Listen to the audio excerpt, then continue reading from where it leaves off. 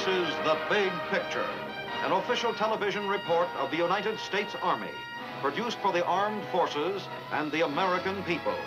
Now, to show you part of the big picture, here is Master Sergeant Stuart Quain.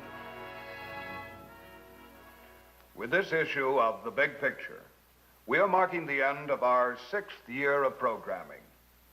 Since the time when The Big Picture first went on the air, there have been many revolutionary changes in the organization of the Army.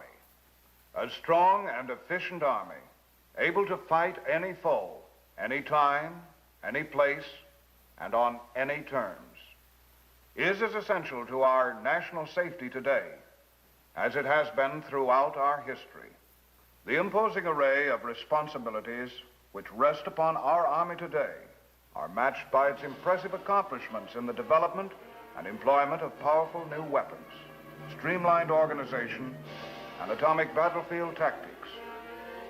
In every area, weapons, equipment, training, organization, and tactical doctrine, the Army is developing maximum power and flexibility to ensure that it will be able to get its troops where they are needed, when they are needed, and with the firepower punch needed for victory.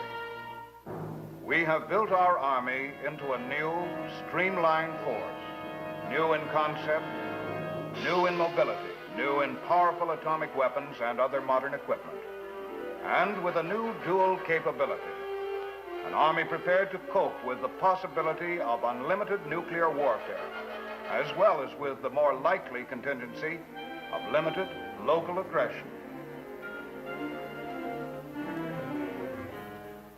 The war in Korea hastened the development of this modern Army. Korea was called by various names: brush fire, police action. But to the men who fought there, it was war. The first Big Picture produced was a documentary of that crucial period in our history, and we are indeed proud to present it again. Here now, the first 40 days. This story is hard to tell, painful, because our outfit was in training a few weeks ago. Some of the boys who were with us aren't around anymore. They were good men, good soldiers. They had learned to fight, and they had the guts for fighting. But when it came, it was like a sock on the back of the head. Korea started rough. The first 40 days were a battle for time, with a handful of men against an army. Yes, they were good men, good soldiers. And no story of the Korean War can be told without saying first how well they fought against great odds.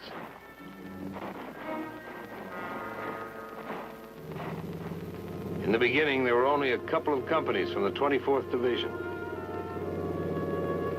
No brass bands at the airport. A few days before, some of us had been in civvies, spending leave time at Fuji, something like that. We weren't scared. We didn't know. We got stuff out of the planes. We moved out. Nobody said, "This is it." Nobody said, "You have arrived in Korea to beat back 5 North Korean communist divisions." Somebody did say, "We're here to delay the Reds. Okay, let's go." About 10% of us were veterans. A few roads looked like France, somewhere between Paris and Metz.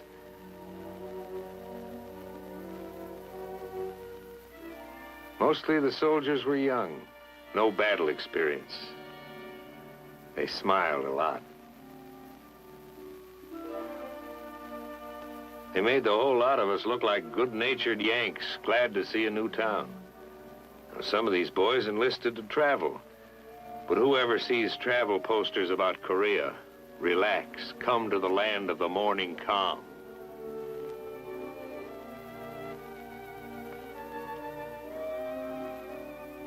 At first, the towns looked like any towns in this part of the world.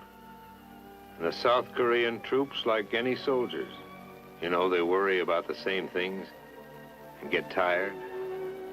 I mean, tired. We all wanted to ask, what was it like up there? What kind of fighting? Terrain, tactics, guns. But as far as we were concerned, those Koreans couldn't talk. We were in a completely foreign country with no time to get acquainted.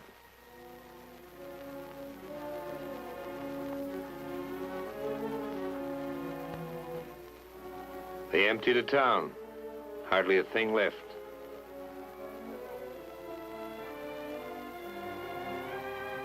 You couldn't buy anything, even if you had the time. Which we didn't have. There are two ways of getting to know the terrain: walking over it and feeling how it was underneath. Underneath, it was caked and sticky. The tools of a soldier's trade: a shovel and a gun. We had small stuff with us: machine guns, some howitzers.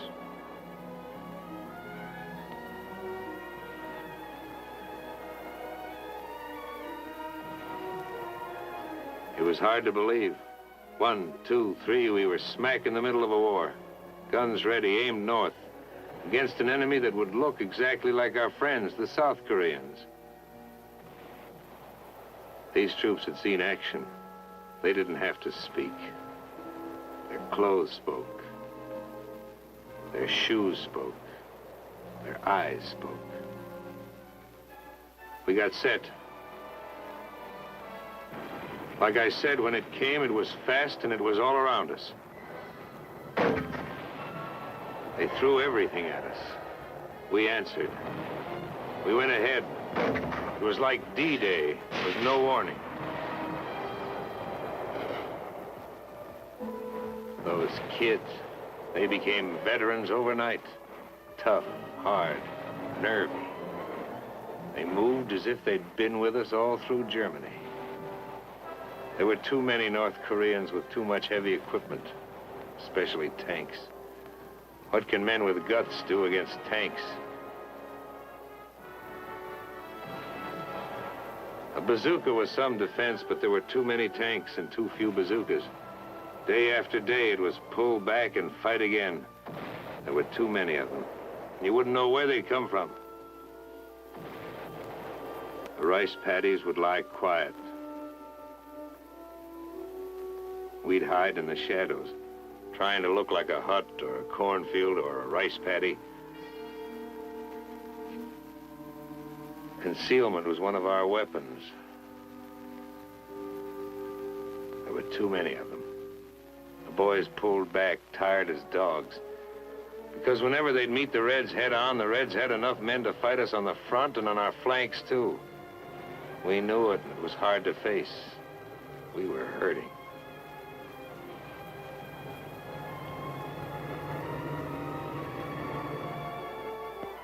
Kids would drag back so beat up they couldn't be expected to fight for at least several days.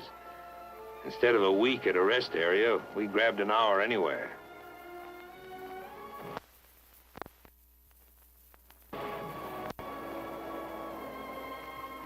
Took a shower. Sat down. Lay down. Seemed like the greatest pleasure in life was to give the feet a chance to breathe. We fell back to new positions. If you looked around at some of the foxholes, you could see a deep respect for those red mortars. Very deep. We were short on men. South Koreans carried our ammo. But we didn't know what some of the others were carrying. Turned out that many of the silent refugees filing along the South Korean roads were North Korean communists in disguise. They'd sneak through our lines and fight us from behind. We caught some, but infiltration caused plenty of casualties. We were going to watch the refugees more carefully from now on. This was a big police job in Korea, the biggest. The attack was full-size and had to be stopped. The United States Army, a small part of it, was here to help. There'd be men in other uniforms fighting with us soon. The whole world had seen this. Knew what the score was.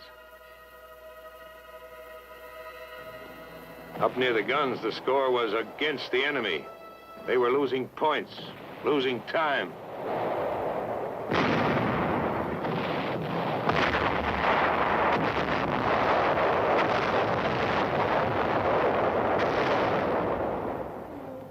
There were tough decisions, but we had leaders who could make them. General Walker and General Dean. Yes, our outfits were winning. They were holding back the enemy until help could arrive. We didn't feel it yet, but reinforcements were on the way.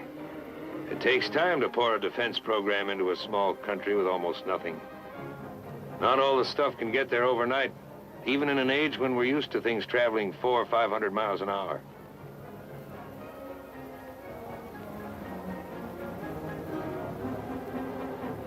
Oh, we needed tanks. And jeeps soon. If some of the boys at the front could have heard the winches grind at the port, that would have been sweet music. And if something, television maybe, could have shown us the soldiers who were going to fight with us soon, maybe it would have been easier. As it was, the outfits in the foxholes needed every half-track and howitzer and tank they could get, and more, and the men to go with them.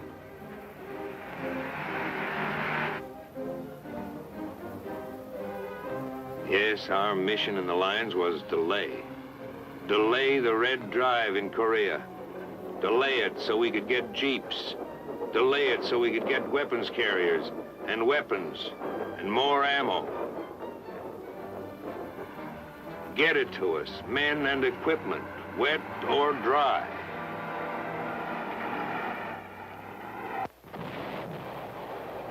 Because it was still rough going for us. And it would stay that way for months, maybe longer, until enough men would be in Korea to strike back.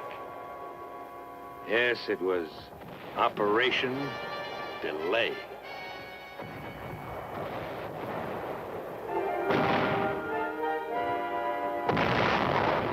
Ammo was precious. One field artillery battalion against 40 tanks. We'd hold them off for a few hours in a blasting frontal attack. Reds would envelop us on both flanks. Always trouble up ahead and trouble on the sides.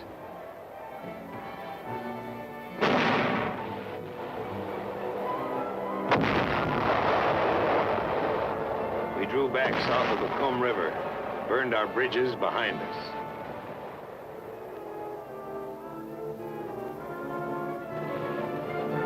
People in big cities like Pittsburgh are bothered by smoke. Now, this smoke was black, but it didn't bother us a bit.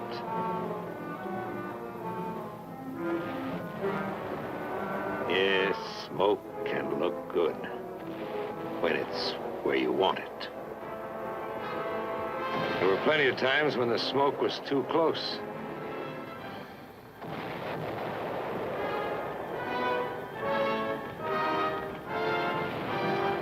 Got in your eyes, so you couldn't see anything.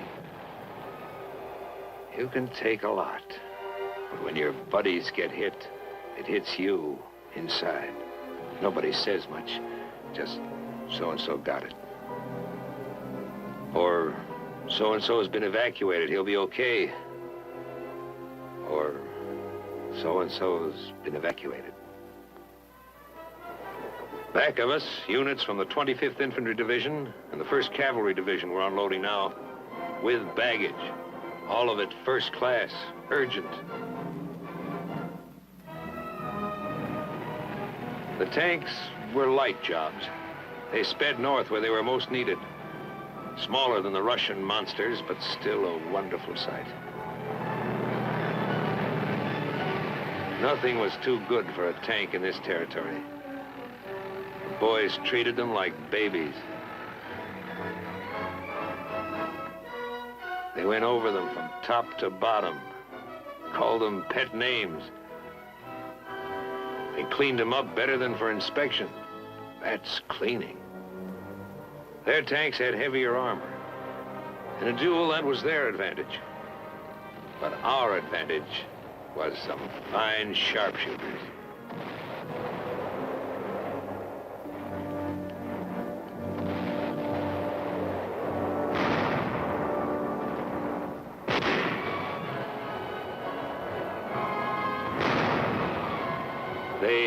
giants.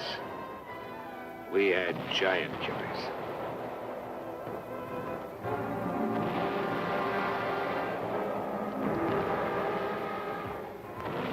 Taejon was the worst. Ask anyone where he felt it the worst, and maybe you'll hear a few other names, because it was bad all over. But most guys will say Taejon.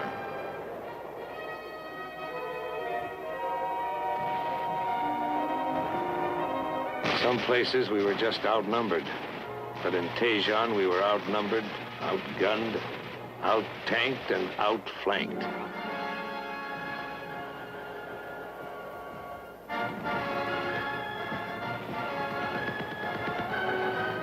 We pushed out, trying to poke a hole in their lines. No go. We tried another direction. But at the end of every road leading out of Taejon, there were thousands of North Korean troops, plenty of T-34 tanks. It got kind of confusing. There was one hot day, 100 degrees, where we just sat. There was no place to go. It was war, not the way it is in the movies. We were all tired, including General Dean. Flank attacks had cut every escape route. We gassed up, ready for a move. We were supposed to hold this hot town for 2 days. We held it for 3. It was get out or be trapped in Taejon. We got out. We fought our way out. General Dean stayed behind. He may still be there.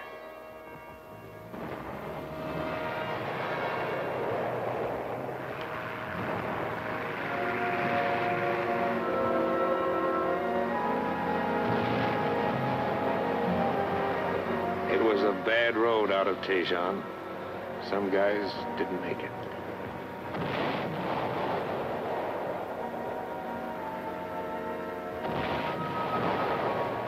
Taejon was burning, a dead town.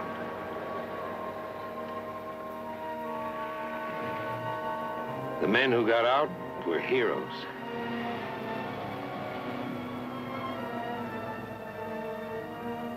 The men who didn't get out they were heroes. There's no better word.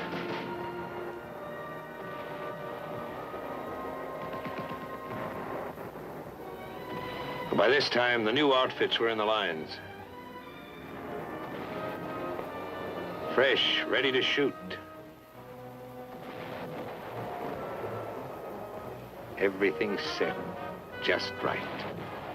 Nice to hear the steady crump of your own mortars.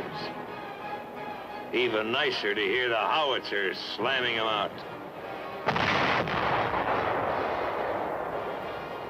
Together, they're terrific.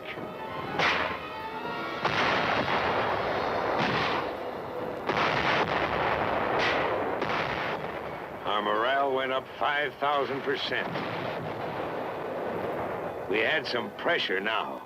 We turned it on and forced a victory.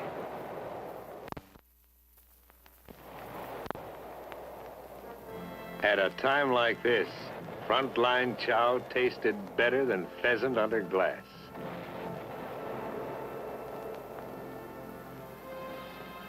The rally was short.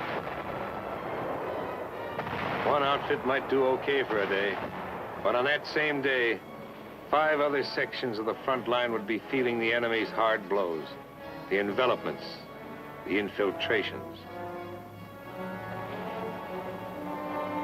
Some of our strongest attacks were by patrols, small groups battered by the enemy, beaten by the mountains, falling down tired.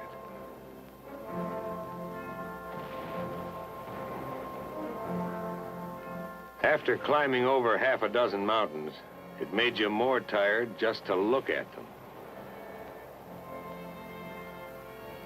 Felt like the bear who went over the mountain and saw another mountain. Getting anywhere in Korea was back-breaking work. You did it the Korean way, slowly. You were the bulldozer. No push, pull, click, click up here to throw a bridge across a stream in 4 or 5 hours. Every rock added up.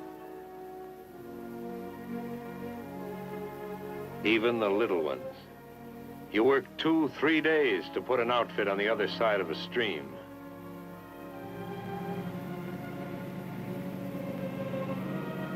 The rainy season and the Korean super highways didn't help us get around. Wherever we went, we built our way. It was no good having any drag with the engineers. They had their own troubles. You were the engineers. In this battle, you did everything. Build, fight, hold, pull back, and destroy. Whenever we were about to leave a place, we planted it carefully. TNT. Planted it not deep, just deep enough so it would come up the way we wanted it to. The better you plant it, the better it comes up. A second-story job. This kind of gardening went on quite frequently. Very relaxing work. We were going to stall them up and down the whole front. And someday there'd be a turnabout that would pay those North Koreans off for what we'd been taking. And then we might have to put back all these bridges. We slowed them, but we couldn't stop them. Fighting is fighting, always rough. But it's rougher when you're forced to pull back. We gave them ground, they gave us time. We used every barrier, every river to make a stand. It was the best way of saving men.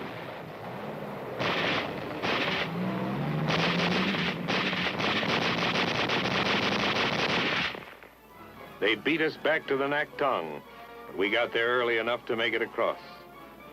The Naktong was a pretty useful river.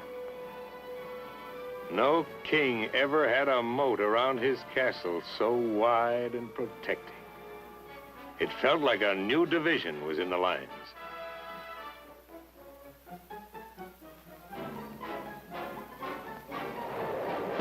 Plenty of outgoing mail went across the Naktong River.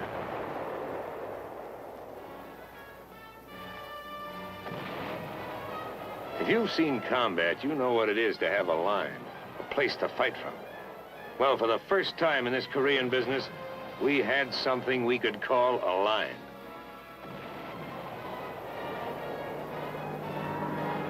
All during the fighting, we had air power. If they had had it, we might have been through. Air power did plenty of damage to everything the enemy had and wanted to bring up. Those guys flew so low, they should have had bayonets on their propellers.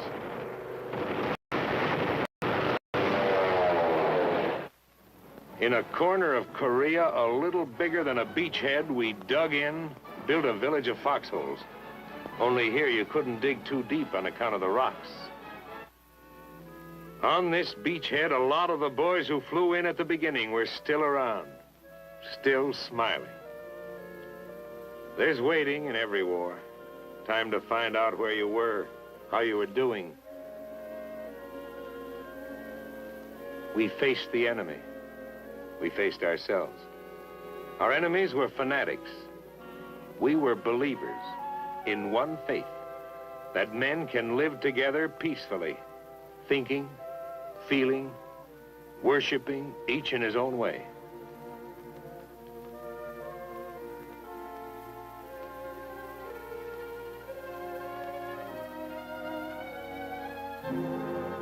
You couldn't think about anything for very long when you were planning new moves, new delaying tactics. We pulled down the bridges. We wrecked the roads. The steep hills around us were rugged. We'd made them more rugged for the enemy. Beyond our foxholes, we unwound some vines of our own with thorns. And beyond the tight ring of our perimeter, the enemy closed in, pushing us hard, threatening the death blow that would throw us back into the sea. How long could we hold? How long? The battle hung in the balance. And then swung to us. A great force reached Korea in a new strategy that gave the North Korean army a battle from 3 sides at once.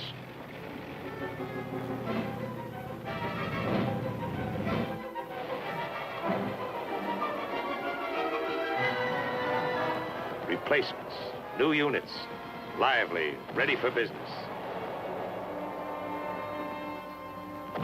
They stole along the hills, slipped up the ridges, looking for a soft spot in the enemy's hard shell.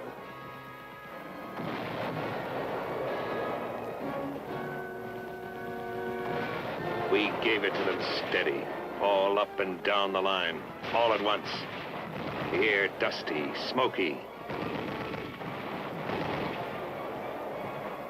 This was what we used to get when we first hit Korea. Victory never comes easily. You have to be in a fight to see how tough it is. See how in an attack, guys stumble back, needing others to look after them. Always plenty of trouble. It takes men and machines to knock out a strong enemy. And as you go forward, you can expect to lose some of those who start out with you. Yes, some went back, their feet heavy, their steps slow. Kids who became men. Men whose hollow-faced look showed that they'd been in the lines too long.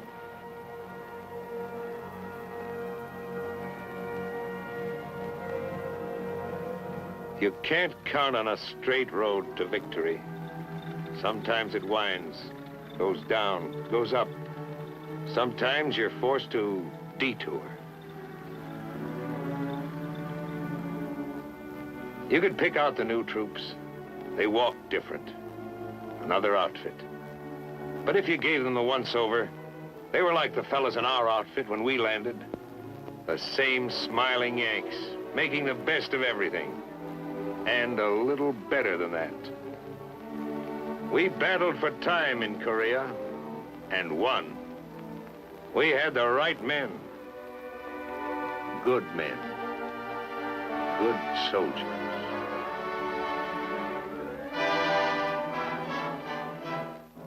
Since the signing of the truce agreement at Panmunjom, our army has undergone radical changes. Changes which will let us strike back faster, more forcefully should another brush fire war break out anywhere in the world.